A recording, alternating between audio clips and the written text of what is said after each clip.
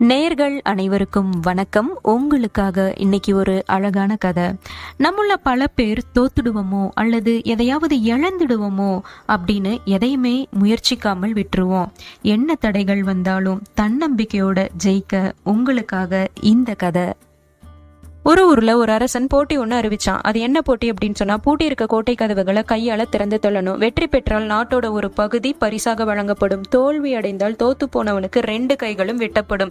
அப்படிங்கிறது தான் அந்த போட்டியோட நிபந்தனை. மக்கள் யாரும் பயந்துகிட்டு கலந்துக்கல. அந்த ஊர்ல ஒரே ஒரு இளைஞன் மட்டும் போட்டியில கலந்துக்க முன் வந்தான். அவனை பார்த்து அரசன் கேட்டாரு, இந்த போட்டியில கலந்துக்கிறிய, உன்னோட கையை வெட்டிட்டா என்ன ஆகும் எதிர்காலம் அப்படின்னாரு. அதுக்கு அந்த இளைஞன் சொன்னா, போட்டியில ஜெயிச்சிட்டேன்னா நானும் ஒரு அரசன், தோத்துட்டேன்னா கைதான போகும், உயிர் இல்லையே அப்படின்னா. அதை சொல்லி முடிச்சுட்டு அந்த இளைஞன் அந்த கோட்டை கதவை தள்ளுனா என்ன ஒரு அதிசயம், அந்த கதவு சட்டுன்னு திறந்துருச்சு. ஏன்னா அந்த கதவுக்கு தாழ்பாலே போடல. தன்னம்பிக்கையோடும் முயற்சியோடும் ஒரு செயல் செய்தால் அது நமக்கு